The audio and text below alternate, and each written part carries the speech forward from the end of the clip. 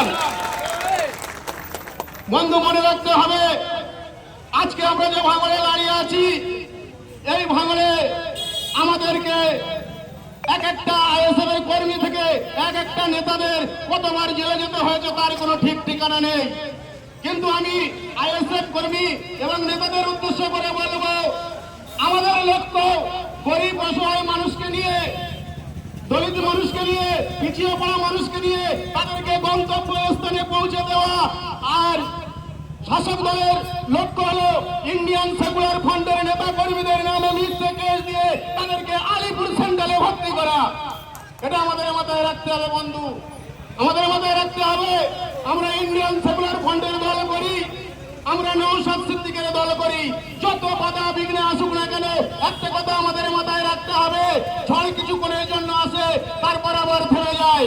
আমাদের ভাঙড়ে প্রত্যেকটা নেতা কর্মীকে যেভাবে মিথ্যা কেস দিয়ে ফাঁসানো হয়েছে, আমরা যেভাবে নৌসাদ সিদ্দিকের দলে রয়েছি এইভাবে থাকবো। যত কেস আমাদের উপরে আসে আসুক, যত ঝড় আমাদের উপরে আসে আসুক, আমরা ইন্ডিয়ান সেকুলার ফ্রন্টের নেতা কর্মীরা এক মুহূর্তে পিছু হটা হবো না। কারণ আমরা ভাঙড়ের ভূমিপুত্র, আমরা ভাঙড়ের ছেলে, আমরা ভাঙড়ের সংগঠন থেকে এক মুহূর্তে পিছিয়ে আসবো না। সংক্ষিপ্ত সভায় এই বলে আমি আমার বক্তব্য শেষ করছি। ইন্ডিয়ান সেকুলার ফ্রন্ট জিন্দাবাদ, নওশাদ ভাইজান জিন্দাবাদ।